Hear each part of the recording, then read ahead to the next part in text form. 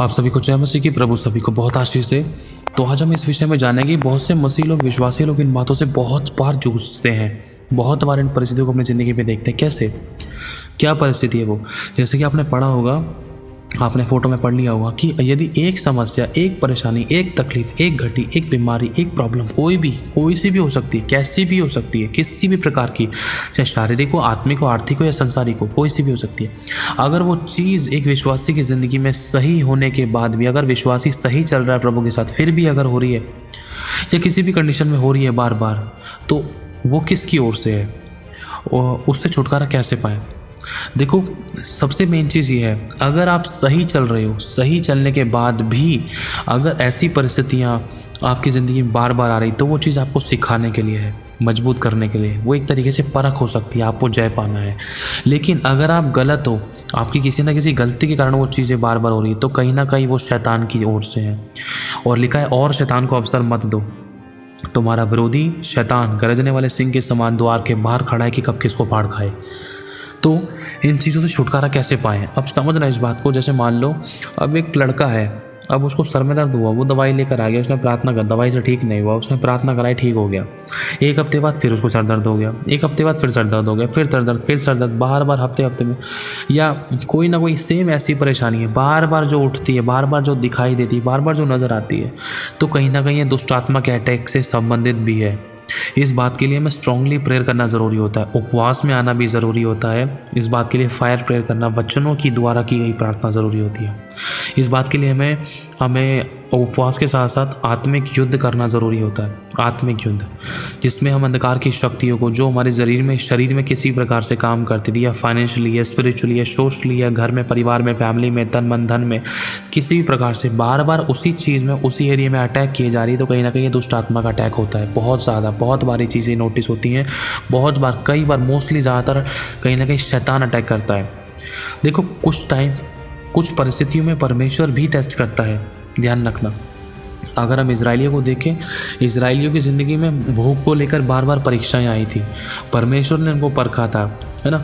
लेकिन कुछ चीज़ें परमेश्वर की ओर से भी होती हैं। अगर सही होने के बाद भी अगर आपको परखा जा रहा है, अगर सही होने के बाद भी आपकी ज़िंदगी में वो चीज़ें दिखाई दे रही हैं, लेकिन तो उस समय आपको जय पानी है ना। अगर आप गलत हो, अगर आप अनाज्ञाकारिता में हो, अगर आपसे गलतियां हो रही है, बार बार पाप का जीवन चल रहा है, या आप अधीनता में नहीं हो पा रहे वचन के, या जुबान नियंत्रण में नहीं हो पा रही, पाप पे पाप हो रहे, गलत बात, गलत विचार, गलत काम, गलत शब्द, गलत सोच, गलत दर्शन, गलत स्वप्न, गलत बोलना, गलत सुनना, वरन वो सब कुछ पाप के साथ संगति में हो रहा है, तो कहीं ना कहीं गलती होने के कारण भी ये सब चीज़ें बार बार होती हैं। मैं ये नहीं कह रहा सारी चीज़ शैतान की ओर से या सारी चीज़ परमेश्वर की ओर से, नहीं। बहुत बार ऐसा होता है, एक चीज़ बार बार प्रॉब्लम, जब समस्या क्रिएट करिए कि समस्या बार बार हो रही है, तो इसका कारण कई बार ये भी होता है कि कई बार शैतान भी अटैक कर रहा है। और कई बार ये इसीलिए भी होता है कि परमेश्वर की ओर से परमेश्वर मजबूत करे अपने उस विश्वासी को, उस एरिया में जय दिलाए, है ना। तो ये आप जब उपवास की प्रार्थना करोगे, तब आप अच्छे तरीके से जान पाओगे। उपवास की प्रार्थना, फायर प्रेयर करोगे, चाहे किसी की भी तरफ से है, तो आपको ये प्रार्थना करनी, प्रभु यदि ये परीक्षा, यदि ये समस्या का बार बार होना, यदि ये तेरी ओर से है, तो प्रभु हमें जय दिला। हमारी किसी गलती कारण हमें क्षमा कर, हमारे पापों को क्षमा कर और हमें जय दिला। हम पर अनुग्रह कर, बुद्धि ज्ञान समझ इन परिस्थितियों में हमें क्या करना चाहिए, है ना। लेकिन इसके साथ साथ आपको ये भी प्रार्थना करनी है, अगर ये शैतान की ओर से है, प्रभु तूने मुझे अधिकार दिए, मैं अपने आप को तेरे अधीन करता हूँ, तेरे लहू से मुझे धो दे, मेरे पापों को क्षमा कर, ताकि मैं शैतान का सामना करूँ और मेरे सामने से भाग जाए, मैं अपने आप को तेरे अधीन करता हूँ।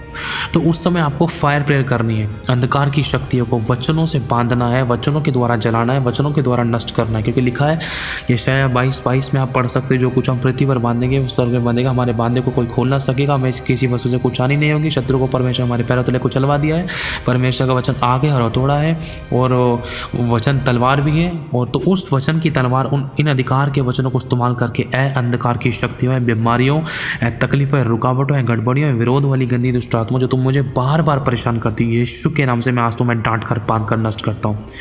आपको इस बात के लिए उपवास में आकर स्ट्रांगली प्रेयर करनी है, तब आप छुटकारे को देखोगे।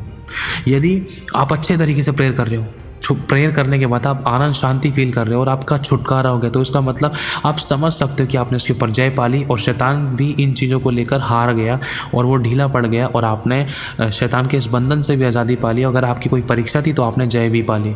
समझना इस बात को। इन दोनों ही कंडीशन में अगर ये परमेश्वर हमें मजबूत करना चाह रहा है, उस कंडीशन में अगर शैतान हमें बार बार पाप में डालना, या शैतान हमें बार बार अगर गिराना चाह रहा है, या हमें खुदा से दूर करना चाह रहा है, कुछ ऐसी परिस्थितियाँ क्रिएट कर रहा है जो होनी नहीं चाहिए, तो इन दोनों ही कंडीशन में हमें उपवास की प्रार्थना और परमेश्वर के साथ संगति करना, स्ट्रांगली आराधना करना, फायर प्रेयर करना, सामर्थी वचनों के द्वारा अधिकार के साथ इस्तेमाल की गई प्रार्थना, अधिकार के वचनों के अधिकार की प्रार्थना करना ज़रूरी है। यदि ये सब चीज़ें परमेश्वर की ओर से, तो परमेश्वर आपको हिम्मत और हियाव देगा, अनुग्रह देगा, शब्द देगा और आपको जय दिलाएगा। आप हिम्मत पाओगे, आपकी अगुवाई करेगा परमेश्वर, जब आप उपवास, प्रार्थना, आराधना, संगति में प्रभु के साथ आओगे। यदि ये शैतान की ओर से होगी, तो परमेश्वर आपको छुटकारा देगा आपके द्वारा की जाने वाली प्रार्थना के द्वारा, जो आप उपवास में फास्टिंग में होके आराधना, प्रार्थना, सामर्थ्य रूप से संगति कर रहे हो, सामर्थ्य रूप से वचन के द्वारा प्रार्थना कर रहे हो। हालेलुया। तो आप समझ गए होंगे। अगर कोई चीज़ बार बार हो रही तो आप जान चुके होंगे। इसके लिए आपको कदम उठाना है, हल्के में नहीं लेना है, शुरुआत करो। इसमें आपको प्रभु से ये भी कहना है, प्रभु यदि ये परीक्षा है तो मैं बार बार एक क्लास को बार बार नहीं पढ़ना चाहता, मुझे जय दिला, मैं जल्दी से इस परीक्षा से पास होकर अगली कक्षा में जाऊँ और मैं आगे बढ़ूँ, मैं आशीष पाऊँ। यदि प्रभु ये शैतान की ओर से है तो शत्रु के ऊपर भी मुझे जय दिला, और प्रभु अंधकार की शक्तियों को मैं बांधता हूँ, नष्ट करता हूँ। प्रभु तेरा छुटकारा मेरी ज़िंदगी में आए और मैं छुटकारे को देखूँ, और अंधकार की शक्तियों से प्रभु मेरी ओर से तू युद्ध लड़। मैं तेरी स्तुति तारीफ करता हूँ, तेरी महिमा करता हूँ, और वचन के द्वारा आप उनको बांधो प्रभु यीशु के नाम से। प्रभु मैं उन अंधकार की शक्ति को बांधता हूँ, ठीक है। आपको बांधनी पड़ेगी। आपको प्रार्थना करने के साथ साथ, प्रभु से विनती और निवेदन करने के साथ साथ, प्रभु की दया, अनुग्रह, करुणा मांगने के साथ साथ आपको उन अंधकार की शक्तियों को बांधना ज़रूरी है। आपको बोलना पड़ेगा, प्रभु यीशु तेरे नाम से तूने मुझे अधिकार दिया है। प्रभु ये अंधकार की शक्तियाँ मुझे छू नहीं सकती, क्योंकि मैं यीशु के पवित्र आत्मा का मंदिर हूँ। मैं याजकों को समाज, चुनाव वंशज, राजपथधारी, परमेश्वर की निज प्रजा हूँ। अंधकार की शक्ति को मैं डांट कर नष्ट करता हूँ। मेरी ज़िंदगी से चले जाओ। आमीन। प्रभु आशीष दे आप सभी को। जय मसीह की।